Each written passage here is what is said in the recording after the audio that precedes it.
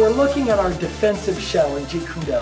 And the idea is, it would be great if every fight started out here just like in sparring and you're figuring out how to get in. But sometimes a fight's going to happen, he might not even be ready for it, and I come in, I sucker punch him right there.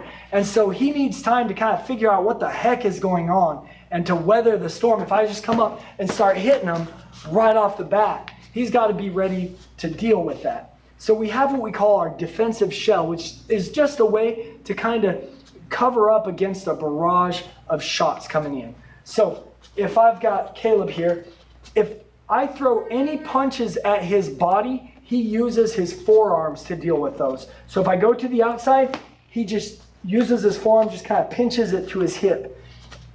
Here, same thing on this side. What he wants to make sure is that he doesn't drop this hand. Sometimes people go here when they do this, okay? He wants to keep this glued. In fact, just stick it right to there and watch. That hand will not move from his face as he blocks that. That way he doesn't leave any openings where I could go 1, 2, okay?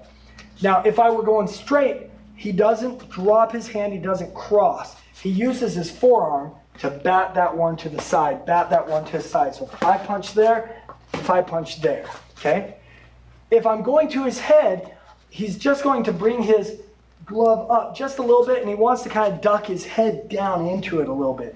Okay, in boxing, you can use the boxing glove to protect your head, but if you're thinking, all right, you don't walk around with boxing gloves on when you're, just walking about your day, then you need to go a little bit higher. I almost think of like I'm grabbing the back of my head, and then I squeeze my shoulder up towards my forearm to take away any gap where the person could get in. So it's here, okay? I go in. I don't want to lift up like that because I leave my ribs open. So I go in just like that. So if I hook at him, that comes up and that comes up, just like that. And then finally, if I'm punching straight, he just kind of parries it out of the way with his hands. So here and here, just like that. Good. There we go. Good. So now we're going to put this all into a drill. We call this weathering the storm. Caleb, I'm going to put you up against the bags here. And he's going to be in his stance. And for maybe 30 seconds, however long, I'm just going to be teeing off on him, throwing punches. I'm holding my hands loose so that if I connect, it's not going to hurt. But I'm trying to give him a fast enough, high enough pressure that I should get through his defense maybe once or twice out of every 10 punches, or else I'm punching too slow. I'm not doing him a lot of good if I'm just going like this, okay? And they have to be real punches. It's not this. All right? So I'm just going to go at him for a little bit so you can kind of see how the drill works. But he's right here, and I'm just punching.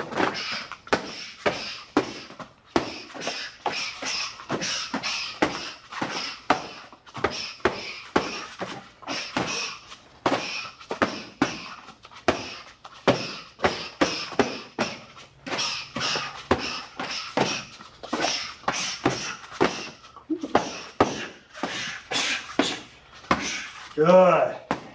So that gives you a sense of the drill. Again, some of the punches got through, but they didn't hurt. I kept my hands loose. Awesome.